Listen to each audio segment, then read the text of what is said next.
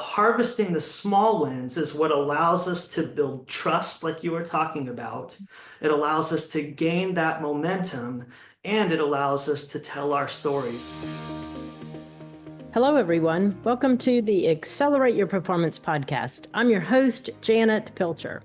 Thank you for joining me today as we jump into part 3 of our series on leaders as great coaches of teams. In part 2, we connected with Dr. Christy Barrett, who shared how she uses daily huddles to address student needs. That link is in the show notes, so you can go back and listen if you missed it. I sure hope you do.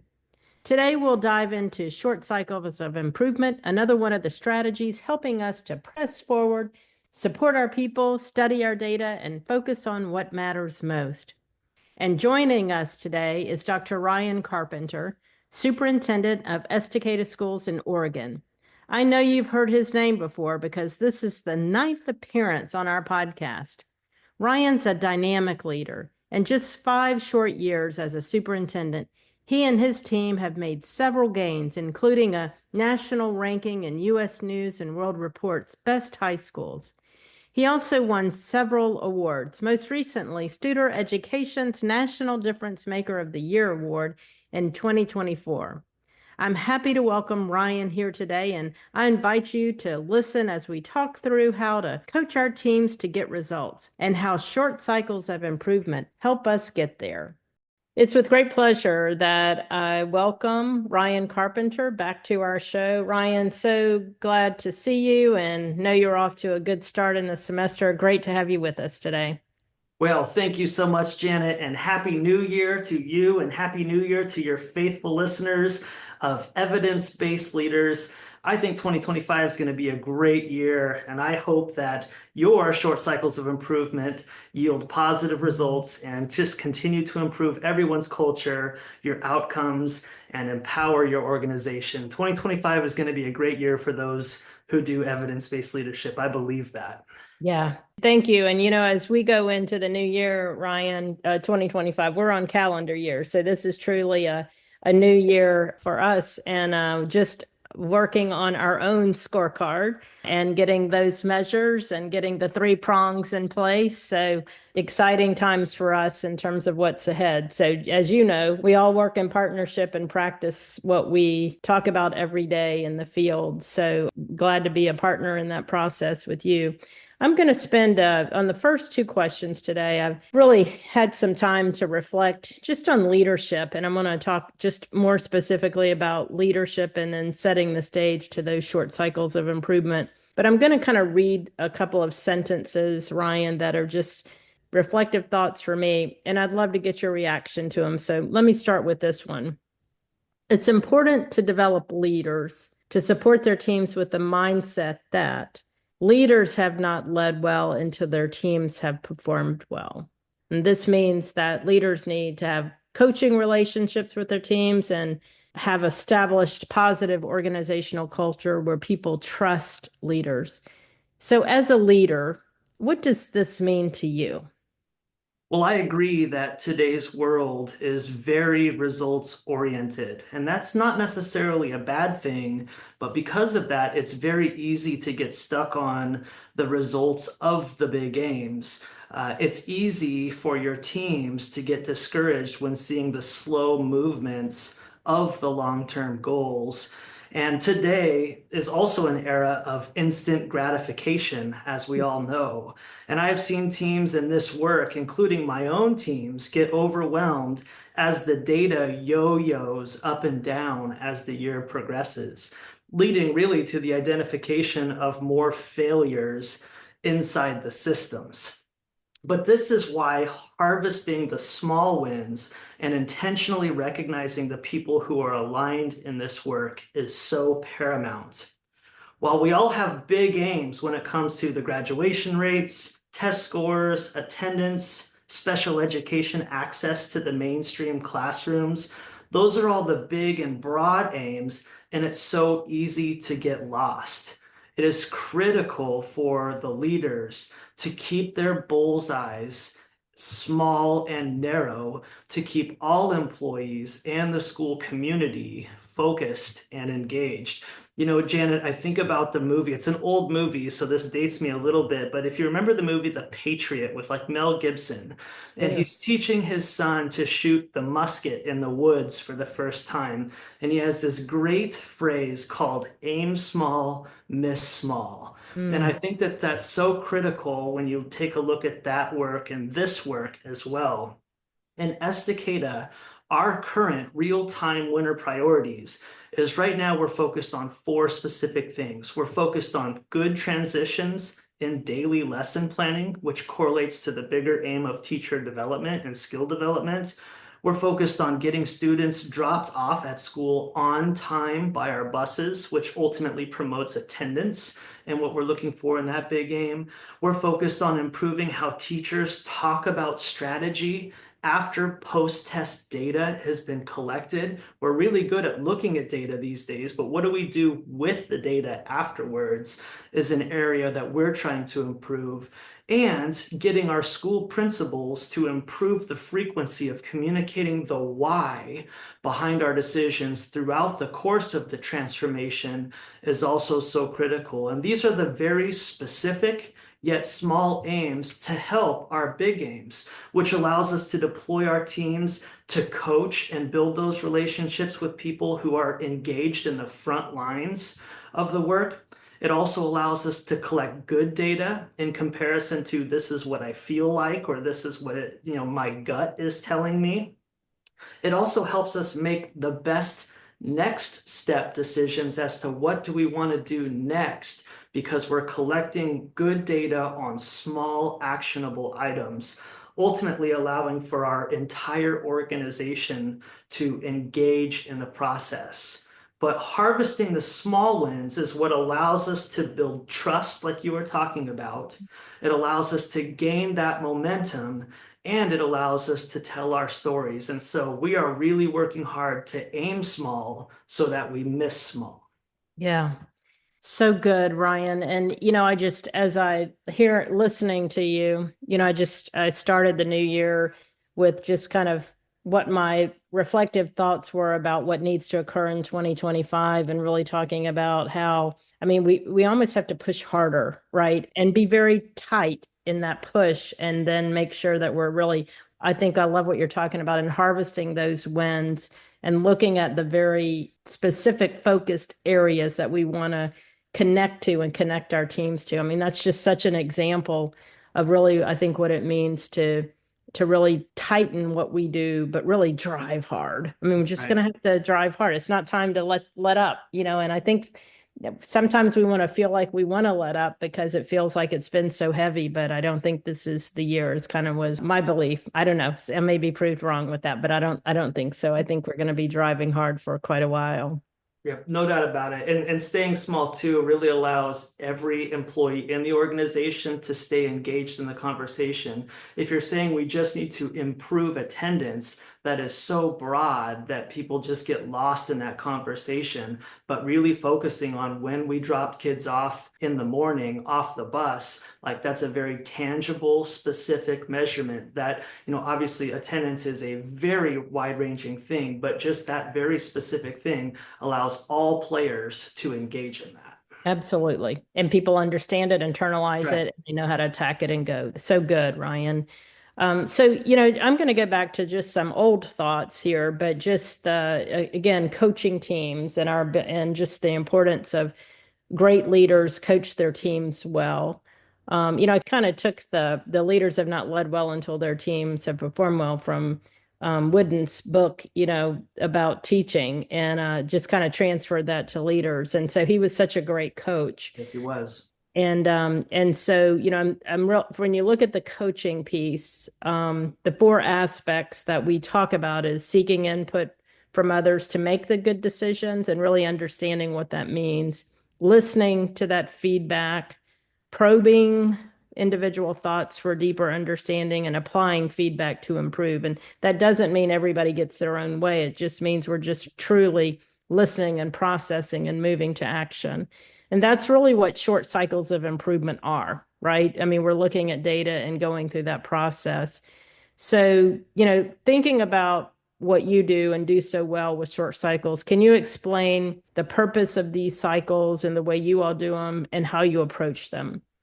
Absolutely. So these cycles are paramount to our work and success at Estacada Schools because first, they keep our organization focused and anchored to our strategic plan and our mission, vision, and values. But second, we use these short cycles just to get a better at getting better, like Tony Bright says, to allow us to just get better at getting better. If you want your organization to have an improvement mindset, you have to regularly start and finish, emphasis on the finish, these short cycles of improvement.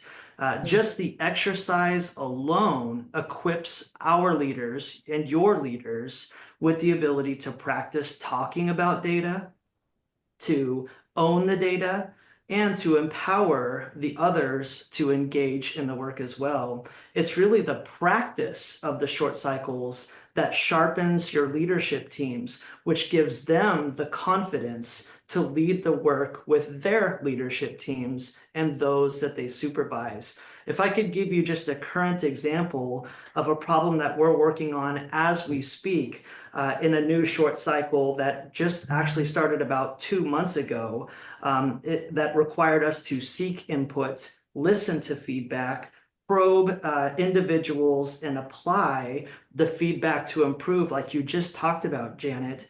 And that is a change in our middle school start times, which correlated to so many other problems inside our system.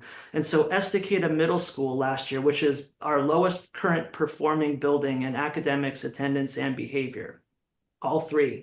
And so our team of teachers and middle school leaders and committees of parents made a decision that they wanted to change the middle school start times to reflect that of the elementary school start and stop time, and to no longer go with the high school start and stop time, which is longer. This was a group of people who we empowered to make this decision. And we did a great job of rolling out and communicating that decision. And at the beginning of this school year, we executed that decision that was made by this collective group of people.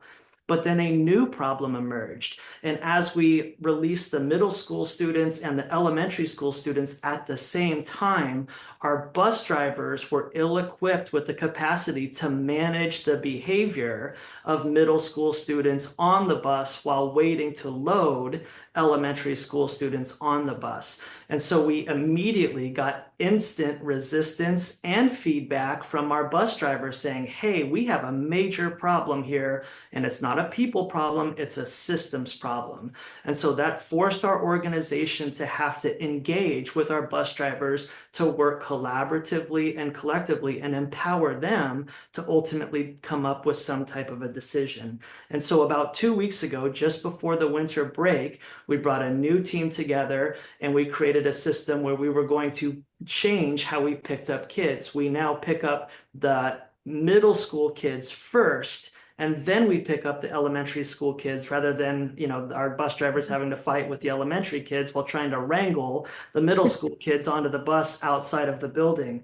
This has been an excellent execution again throughout the system, but a new problem emerged, and that was our elementary school folks who are releasing at the same time now managing kids who are waiting and loitering to get onto the bus. And so as we come back from winter break, and today is technically our first day back in Estacada schools, we are now conducting a new short cycle of improvement to make sure that the changes that we made, what we did is we moved our middle school start time and stop time up 5 minutes. So now we're releasing middle school students 5 minutes earlier so that there's less loitering time all the way around. And so now we're going to be collecting data on that change. But that's a quick, That's great. specific example of Yeah. a short cycle of improvement and how one solution led to a problem, which led to a solution, which led to a problem, and so on. And that's very common in this type of systems improvement work.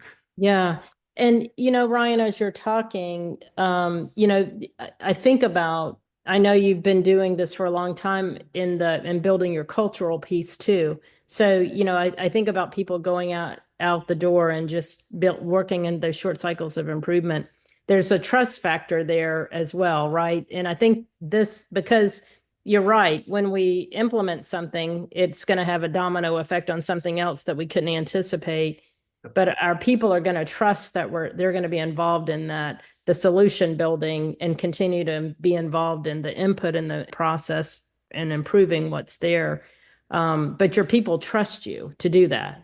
Yep, absolutely. And if you audit this entire process, this wasn't any decisions that were made in a vacuum. Like if you think about the different people inside our Yes. organization that have had the opportunity to participate and collaborate in the decision-making process, really, even though it's still not perfect yet, we have empowered so many with inside our organization to play a role in this solution-oriented process. And that's also how you develop that trust that you were talking about, Janet, is Yes. allowing people to engage in the problem. Yeah, so good. So let's dig a little bit deeper just in terms of like what this looks like, how it works. So when you're engaging in these improvement cycles, just talk a little bit about like how do you seek input from employees? What do you do with that input? How do you communicate back and follow up after receiving? Like what is that? Because even though you're solving different problems, you're still creating that same systems process as you're moving forward. What does that look like for you all? Well, thankfully, we use the toolbox given to us through our great partnership with Studer Education. You know, before Studer, we were serving people to death. The questions were bad. We never shared the results. And there were very unsound surveys, really from the theoretical perspective. We also acted on gut feeling a lot, really with no data at all. And that's what resulted in a lot of knee-jerk decisions inside our organization. And I was guilty of that too. I want to put that on the record. Today, we use rounding, we use plus deltas, we use our employee forums, and we are more targeted in committee work and stoplight reports to better inform the progress of our short cycles of improvement. I'm so proud to share with you, Janet, that really after 5 years of dedicated work in installing the evidence-based leadership framework into our entire organization, we now have teachers who round with students, coaches who round with teachers, principals who round with coaches, district directors who round with principals, and the superintendent and the cabinet rounds with its directors. And so we now have a healthy, linear line of data and information collection focused on those short cycles, which really ultimately allows for major organizational alignment, which correlates to an improved culture.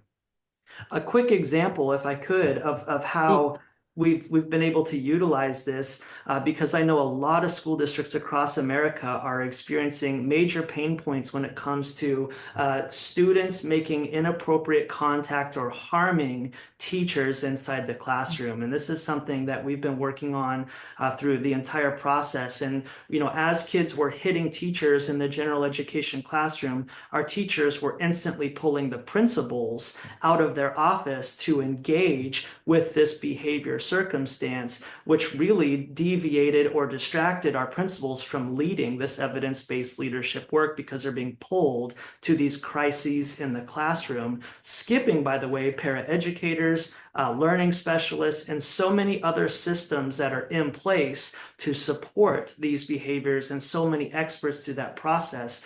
And so as we tried to tackle this problem last year, Janet, 72 teachers got hit and or harmed inside the Estacada School District last year because of this unwanted contact. And so as we brought, again, talking about bringing teams together to co-own the problem and to co-solve the solutions of how we can improve this process, we completely looked at every single step inside our systems as to how we respond to these behaviors.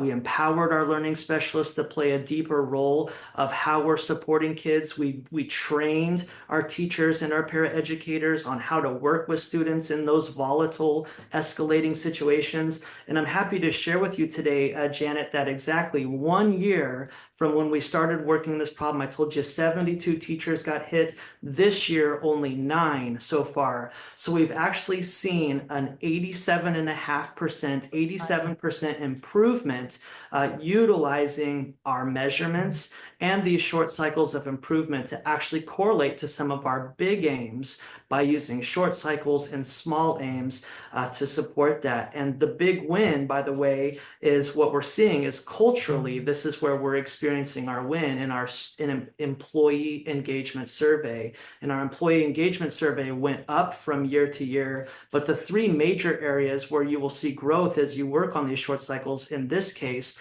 was the question, I have a clear understanding of my expectations as an employee. That went up 0.12. I have the support needed from leadership in my immediate work environment went up 0.06. And here's my favorite one because we're all dealing with this. I feel supported in balancing my work responsibilities went up 0.29. And so this is how we're harvesting small wins, celebrating and recognizing those who are engaged in the work and using these short cycles and measurements to tell our stories and empower our leaders to develop as leaders. Yeah, that's an incredible improvement and so important for your teachers, Ryan, and your students and families. No one wins with the 72 hits, right? I mean, no one Right. wins that in any way. And so just the outcomes speak for themselves in terms of the numbers. It also touches people in a very significant way Yep. about how they enter their work every day and how families and students are really getting a better outcome from that as well. So the other thing I really love about what you've said is there are multiple tools and tactics and measures and tools and surveys that we do, but they're not isolated from each other, right? I mean, you're Right. looking at when you do X, you're looking at what the outcome is when you're Yep. doing something else, and you're really triangulating that information to see the true value of what you've contributed. And that's from the measure piece as well as just how people show up every day and how they feel that they're supported. So important. Again, gets back to the work is going to continue to be hard, and the people who show up every day wanting to do the best that they possibly can, just truly need our leaders to provide the best that they can. So I'm gonna kind of go high level again with, just thinking about how does being a good coach of your people make you a better leader? Thinking of all what you talk about, but how does that just make you a better leader? Yeah, great question. When you think about good coaches, you mentioned John Wooden, and we've all had, very meaningful and impactful coaches in our life. The things that I think that they exhibit or the examples they exhibit is they empower people, they engage people, and ultimately those teams under good coaches achieve because of the culture that was built. And so in this work particularly, which is very hard work, especially being the leader of this work, is you always need to remember that you have to empower your people to just execute in the work. And mistakes are going to happen, and we can celebrate even inside those mistakes because there's learning inside of that work. But while you empower people, you also always need to be the leader who is making sure that the empowerment is aligned in the work that you're trying to establish in the first place. I think so often, we have some great Studer coaches in this organization that work with so many school districts across the country. And they come in, they work with the teams, and then they leave. And I think the leaders so often say, okay, now go execute what the coach just told us to do. And obviously, you're going to come back and report back a ton of variation because what that looks like is how one person interpreted that is different than how another leader interpreted that. And if you're experiencing a lot of yo-yoing inside your organization right now, that's because there's not a clear understanding of what a 5 out of 5 looks like or what right looks like. And so as the leader, while you empower your people to execute that work, please make sure that everyone has a crystal clear understanding of what right looks like. What I do every year, just to make sure that I myself am aligned in the background and the foundation, as I read your book, Maximize Performance, Janet, every summer, and I read Quint Studer's book, Hardwiring Excellence, every summer. So then when I start the school year, I am grounded in the true fundamentals of what that looks like, because I know John Wooden and other great coaches, the first thing you do is fundamentals in every season, regardless of how expert you are. And so staying grounded is so critical. And then you just need to engage people to do the work, ask for the data. Once a month in Estacada, we have developed an improvement lab where we bring all of our leaders who have leader action plans and who are leading short cycles of improvement just to come together simply to talk about the work so that they can engage it. We can hold them accountable for doing what they said that they would do. And through that practice, they just get better at talking about the work, looking at the work, and talking about what to do next with the work. And then lastly, as I talked about, achieving results. The only way to achieve those results is to harvest those small wins. I believe that's principle 9 and the 9 principles. Harvest those small wins. Celebrate those who are doing great work. The people is who needs to be recognized for doing great work.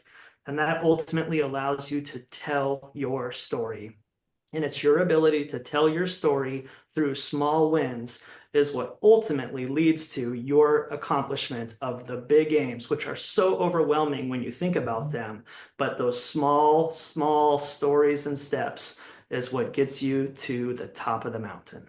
Yeah, so good, Ryan. We're going to be able to see that in action coming up at Destination High Performance in Estacada. So in our last minute, talk a little bit about what people can see if they visit with you. Well, it's hard to believe that this will be our 3rd year hosting Destination High Performance in Estacada, and it is one of our most favorite events that we do all year long in partnership and conjunction with the great people of Studer Education. Really, I believe it's the only conference in the United States that exists where educators and leaders alike get to see the work in action with their own eyes, with the opportunity to learn and collaborate with others who are doing the work.